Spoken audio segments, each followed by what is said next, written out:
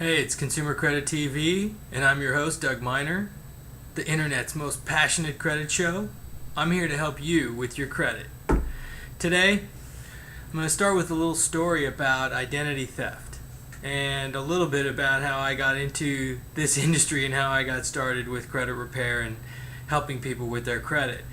Long time back, about 20 years ago or so, I was going to buy my first house, and at the time I was in the mortgage industry and knew a lot about my credit and knew that I needed to take care of it. So 4 months or so before I bought my first house with my wife, checked out our credit. Everything was fine. But 30 days before the escrow was supposed to close, the lender did a backup credit report.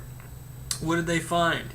There were credit cards and a bunch of other things on my credit report and also my wife's, but in particular on mine there was a credit card that I'd never used and didn't know anything about.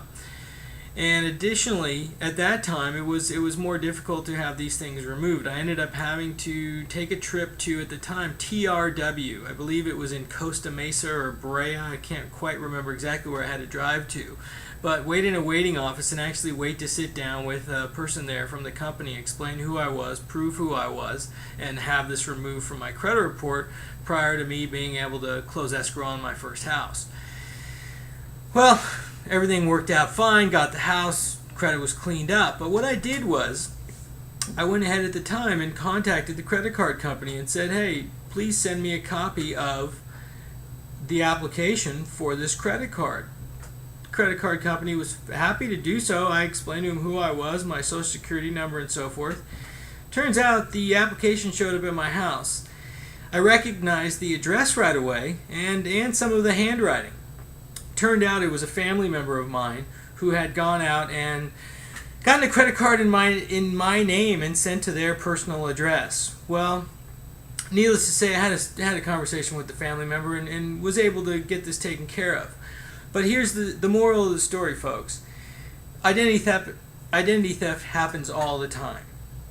Be careful, because the majority of the time it tends to be a family member or somebody close enough to you that can get their hands on this kind of information and get these credit cards. Yes, it happens. That was the first time identity theft happened to me, and I hope you understand and be careful with your personal information. It did happen to me a second time. Somebody I had no idea in Chicago had stolen my identity, and I was able to fix that as well. But the big problem here is, and that I want you guys to all sort of understand, is that your credit score is individual to you. It's like a fingerprint. It's so you don't want to be sharing this information, whether it's with family members, even with a spouse. My wife and I have separate credit as well. So listen, I want you guys to be careful with your information. Understand that people close to you, family members, are capable of stealing your credit, and I want you guys to just avoid that. Maybe one of the services that you can look into is LifeLock. If you look on my blog, there is a LifeLock button there, and you can go in and set yourself up on that. If you have any other questions or you want to give me a call, you can call me here at the office, 800-679-1505, or email me with your questions at ecr@easycreditrelief.com. Look forward to speaking with you. Bye.